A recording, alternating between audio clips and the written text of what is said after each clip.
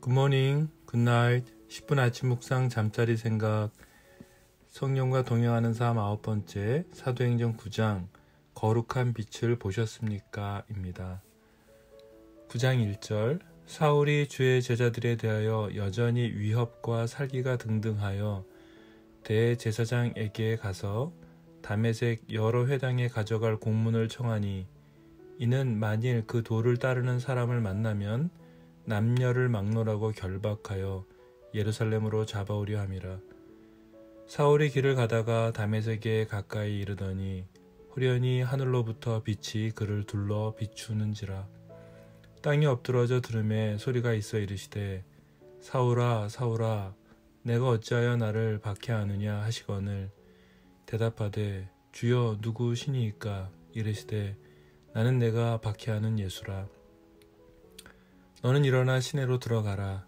내가 행할 것을 내게 이를 자가 있느니라 하시니, 같이 가던 사람들은 소리만 듣고 아무도 보지 못하여 말을 못하고 서 있더라.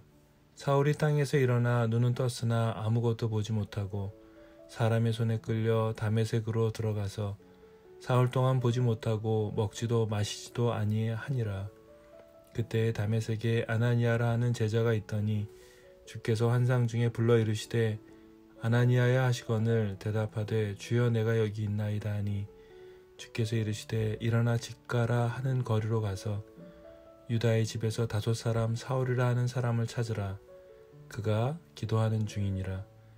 그가 아나니아라 하는 사람이 들어와서 자기에게 안수하여 다시 보게 하는 것을 보았느니라 하시거늘, 아나니아가 대답하되, 주여 이 사람에 대하여 내가 여러 사람에게 듣사온즉 그가 예루살렘에서 주의 성도에게 적지 않은 해를 끼쳤다 하더니, 여기서도 주의 이름을 부르는 모든 사람을 결박할 권한을 대제사장들에게서 받았나이다 하거늘, 주께서 이르시되 가라. 이 사람은 내 이름을 이방인과 임금들과 이스라엘 자손들에게 전하기 위하여 택한 나의 그릇이라.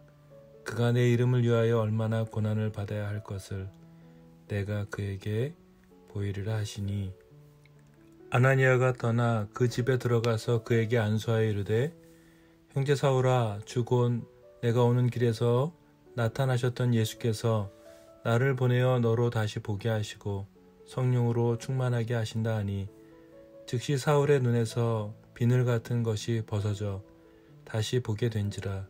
일어나 세례를 받고 음식을 먹음에 강건하여지니라.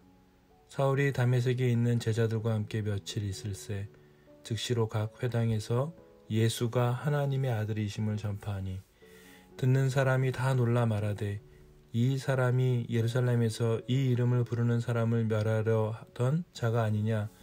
여기 온 것도 그들을 결박하여 대제사장들에게 끌어가고자 함이 아니냐 하더라.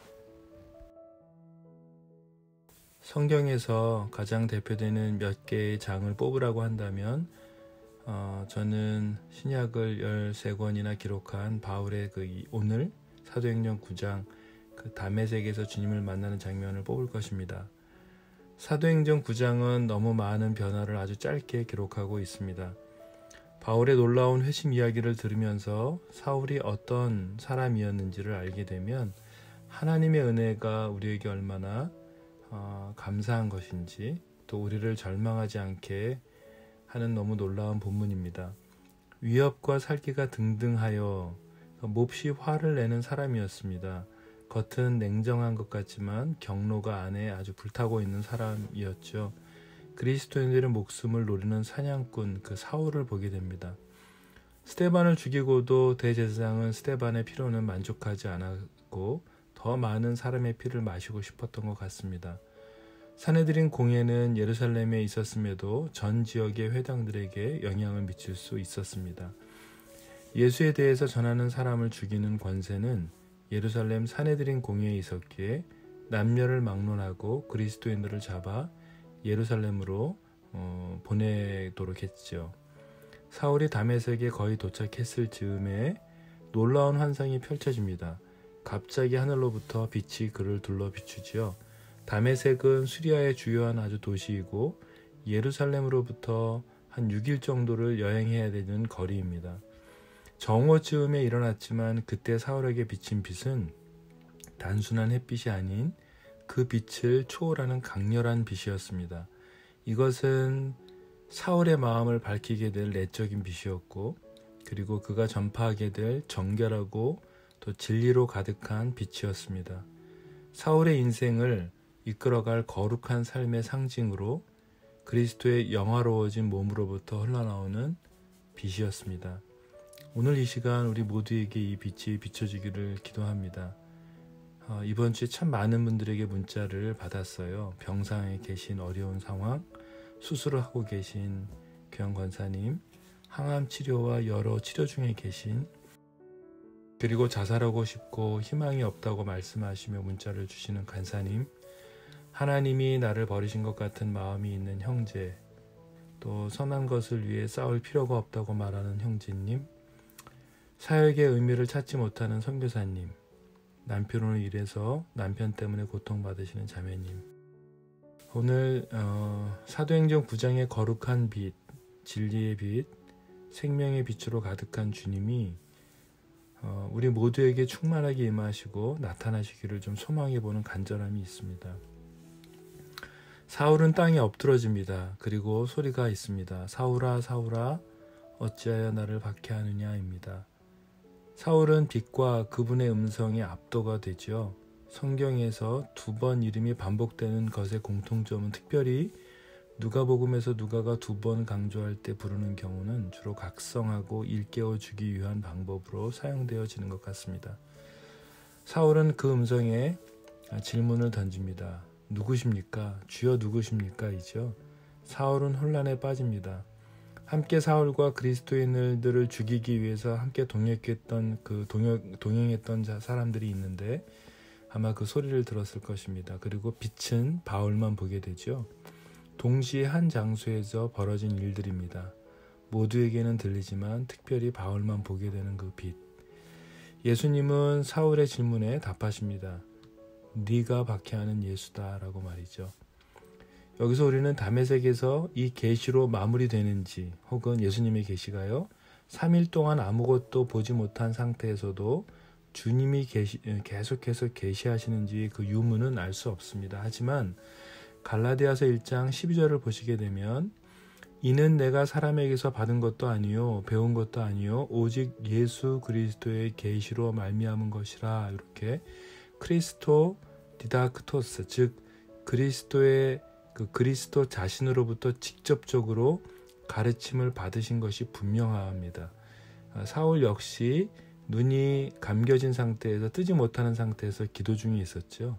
그리고 바울에게 행할 것을 말해줄 사람 아나니아를 준비시키십니다. 그리고 주님께서는 아나니아에게도 나타나셔서 환상 중에 사울에게 눈을 안수하는 것 등 사울에게 행하여야 할 것들을 말씀하십니다. 아나니아는 그리스도인을 죽이는 그 사울이 무서웠지만 사울을 향해 가지고 계신 계획을, 하나님의 계획을, 그 주님의 계획을 아나니아에게 말씀해 주시죠. 그가 내 이름을 이방인과 임금들 그리고 이스라엘 자손들에게 전하기 위하여 택한 예수님이 준비한 그릇이라고 말씀해 주십니다. 그리고 예수님의 이름을 위하여 그가 얼마나 고난을 받을 것인지 그것들을 또 보여주시죠. 이 본문을 통해서 우리가 알게 됩니다. 예수님이 이 사건을 시작으로 사울에게 말씀하시고 보여주시고 계시하고 계심을 알게 되죠. 오늘 본문을 통해서 성령과 동행하는 삶이란 예수님의 보호를 받는 사람임을 알게 됩니다. 주님은 그리스도인이 주님의 이름 때문에 당하는 고난에 대해서, 또 그리스도인이 받는 고난에 대해서 자신이 받는 고난이라고 말씀하고 계십니다. 우리의 고난을 주님이 알고 계시고 또 그것들을 가만히 계시지 않으신다는 것입니다. 그리고 그것을 위해서 여러 사람들에게 나타나셔서 세밀하게 개입하시는 것을 보게 됩니다. 중요한 것은 아나니아를 제자라고 표현하고 있다는 점, 그리고 바울은 그 가운데 기도 중에 있었다는 점을 기억해야 합니다. 성령과 동행하는 삶이란 주님이 말씀하시는 제자의 삶을 살며 기도하는 가운데 행할 것, 그리고 앞으로의 일들에 대해서도 알게 되고 그 고통을 준비하게 하신다는 삶, 그것인 것 같습니다. 저는 묵상을 하면서 광야 40일이라는 영화가 떠올랐습니다. 그리고 바울이 3일간 눈을 완전히 감긴 상태에서 주님은 사울을 보게 하셨습니다. 그리고 그에게 말씀하시고 계시는 것을 보게 되었습니다. 그래서 저도 잠시 눈을 한번 감아 보았습니다. 절망적이고 낭망한 마음, 버림받은 것 같은 마음, 원망하는 마음, 억울함, 나쁜 마음, 제게 찾아오는 그런 하루였는데 아마 사울에게도 있지 않았을까요? 더 절박했을 것 같습니다. 오늘 하필 이 본문일까도 생각했습니다. 원래 나의 성정대로 눈앞에 보이는 여러 문제들을 처리해버릴까라는 생각도 폭풍같이 찾아오는 그런 하루였는데요. 오늘 본문을 묵상하면서 눈을 감고 사울의 입장이 한번 되어보았습니다. 그리고 사울을 바라보시는 예수님의 마음, 그리고 예수님과 사울이 서로 대화를 하며 그 모든 내용들을 한번 생각해 보면서 주님이 제게 말씀하시는 것을 드려보려고 했습니다. 아마 이렇게 얘기하지 않았을까요? 왜 내게 이런 일이 벌어졌을까? 왜 주님은 이런 일들을 내게 허락하시고 이런 말씀들을 하시는 것일까?